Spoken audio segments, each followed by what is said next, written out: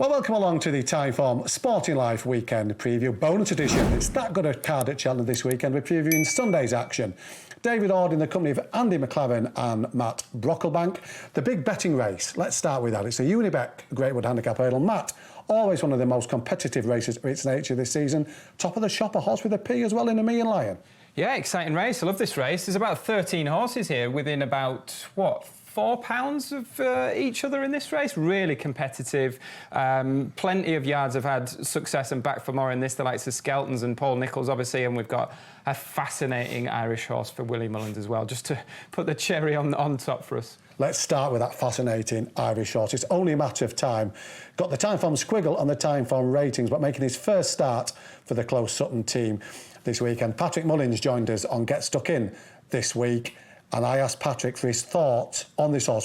Patrick, what could you tell us about Only a Matter of Time? Yeah, nice horse. He beat me when in the storage room, but we flashed over the line together in a bumper and punch on during the summer on a horse called I Will Be Bay. And I just rang Paul afterwards and I said, you know, at the time our horses were winning left, right and centre in bumpers. I think we had something like a 60 or 70% strike rate. And I thought he was the best of our summer bumper horses. And I just said, if this horse is able to go with us, he's probably worth following. So Paul did follow him and he ended up purchasing him. And obviously he's moved to us now from Boots Madden, but Boots recommended him highly. It's a family they've had a lot of success with. So Boots thinks the world of him. Look, we've only had him 3 months. He ran at the start of August for Boots. And, you know, we thought we'd aim for a big handicap and get in, hopefully, at the bottom of the weights. We took our chance of not running and winning, and we managed to get in just a pound above the bottom of the weight, not out of the handicap, so that's ideal. But look, it's a big ask. We only have him 3 months. It's his first run for us. We were thinking if he can finish in the money, that he can continue to improve. You know, his price at the moment is a silly price, but I can understand why he is that price. But we do expect him to run well. But again, I think I'd like to think he should continue to improve throughout the season. He's only here 3 months, but he's doing everything right at home. Patrick there on Only a Matter of Time. He had some insight, Andy, because they've had him for about 3 months. For the rest of us, it's a bit of a guess. Yeah, I'm glad we got Patrick on there to give us some insight on that, because I haven't got a clue when it comes to this horse, and I imagine a lot of punters are feeling the same as well. But he's snuck in at the bottom of the weights. He's right at the bottom on 10 stone 3, and he has WP Mullins next to his name on the race card. So that's why he's favourite. That price could look a gift on Sunday, or it could look a really bad price. Who knows? I don't know. That's fair enough. He's short, Andy. Come on, just say it. He's too short. One thing I would level at him, if you are thinking about backing him at a skinny price, is that he's actually he's the second fallout of this You Don't Know. The full brother, he won 3 times. They all came on good ground, and Only a Matter of Time has only ever raced on sort of good to yielding so far. He's never encountered soft ground. So if there's rain around, I do expect him to drift a little bit. Let's talk to Me and Lion, Matt. We haven't got the footage of him winning the World Champion Hurdle at Foster's, but looks strong form. This is him winning at Kelso. He's top of the Time Form ratings. He's got a P.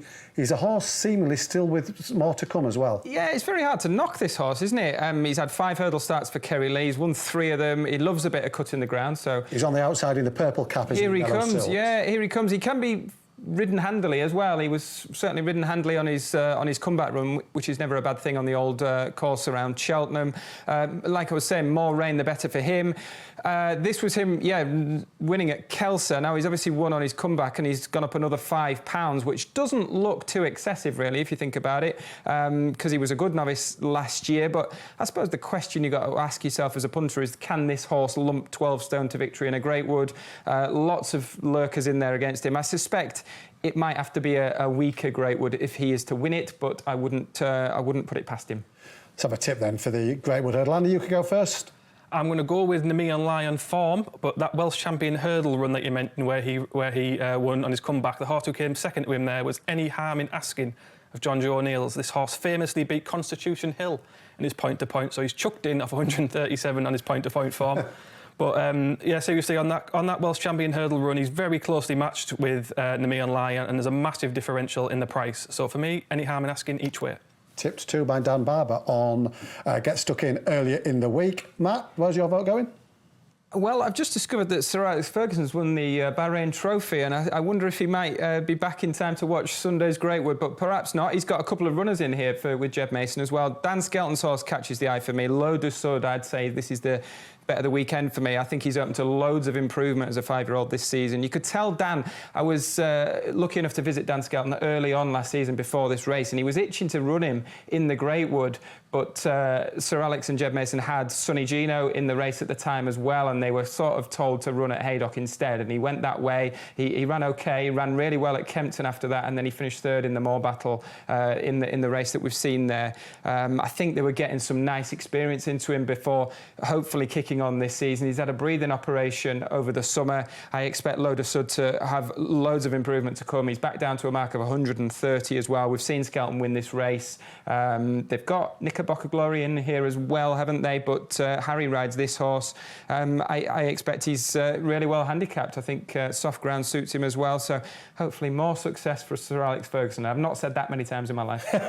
No, it's a good start within the £1 million race on the Friday with Spirit Dancer for Richard Fahey. Let's move on to the quality race, the class acts in the Shloer Chase. There's not many of them, but it's just about the best of the British in the 2-mile chasing division. Top of the shop, Edward Stone, 183, £3 clear of John Bond. The market has got it the other way round. John Bond, odds-on shot. Let's start with a video clue, Matt. Let's talk John Bond. He was our big hope for the Sporting Life Arkle last year. Came up short against El Fabiolo that day, but signed off with this win in the Celebration Chase at Sandown. He's in the McManus Silks, the green and gold McManus Silks, and this is his best performance over fences to date. Yeah, he had a proper novice chase season, didn't he? They didn't miss. They ran him 6 times, including at Cheltenham, Aintree and Sandown here at the end of the year. They kept hinting that his future might be lying over a little bit further, and they've mentioned that again. I know Nicky Henderson's in Dispatches has mentioned that after the Tingle Creek, they may look to step him up in trip. Now, you wouldn't be totally surprised by that after he was swatted aside by El Fabiolo in the Arkle. So perhaps they're just talking about, you know, don't be backing him for a champion chase at this stage. So I would say that the Tingle Creek is going to be his big early season target. That could well be the case for the majority of these. I wondered if Nube Negra, this might be his Tingle Creek champion chase all rolled into one. He could be the one for me. But John Bond is top class. He gets a bit of a knock-in, doesn't he? He was around at a time as sort of similar time as some of other Henderson quality horses, but Got into Constitution Hill, didn't he, in his Supreme? And the name slipped, man. yeah, It's there. Yeah, it's white and black easily hats. done. Yeah. Yeah. Constitution Hill was a similar sort of novice hurdler, and John Bond was getting a bit of an unfair knock-in, I thought, at the time. He is a top-class horse. He's Grade 1 horse, so if he's ready, he should win. Now, let's have a look at the other two. Now, Matt's put up Nube Negra, we've talked about John. I've got the other two horses in the race here, Andy, in one video. It's last year's rearranged Clarence House Chase at Cheltenham. In front, Editor de Gite in the red silks. Edward Stone in fourth as we join them. Who's going to come out on top in these two? You'd think watching this back, probably Edward Stone looks like an unlucky loser watching it. If Editor de Gite in this sort of form turns up, I think he's a big danger at the price, and he's a big price. But he's finished a tame 5th in the Halden Gold Cup just 9 days ago, and you've just got to worry how he's going to have to come on an awful lot for that. Here, you think Edwardson's going past, don't you? You do, yeah. But I don't think he's pulled himself up. I think Editor de Gite's genuinely pulled out more. And we haven't seen Edward Stone since he finished a disappointing 5th in the Champion Chase back in March. So it's a long break, and I'm thinking similar to Matt. I think Edward Stone, John Bond and Editor de Gite all have the Tingle Creek on their radar, and they're using this as a bit of a stepping stone, whereas we know this will be Nube Negra's absolute cup final, and Dan Skelton will have him fully revved up for this. 2 votes for Nube Negra, I'm sensing, from the panel. Yeah, I think so. He's won it a couple of times before, hasn't he? He has got that turn of foot, which maybe some of these horses might be lacking first time back. Quicker ground, ideally, for Nube Negra, but he'll go through a little bit of good to soft, I reckon.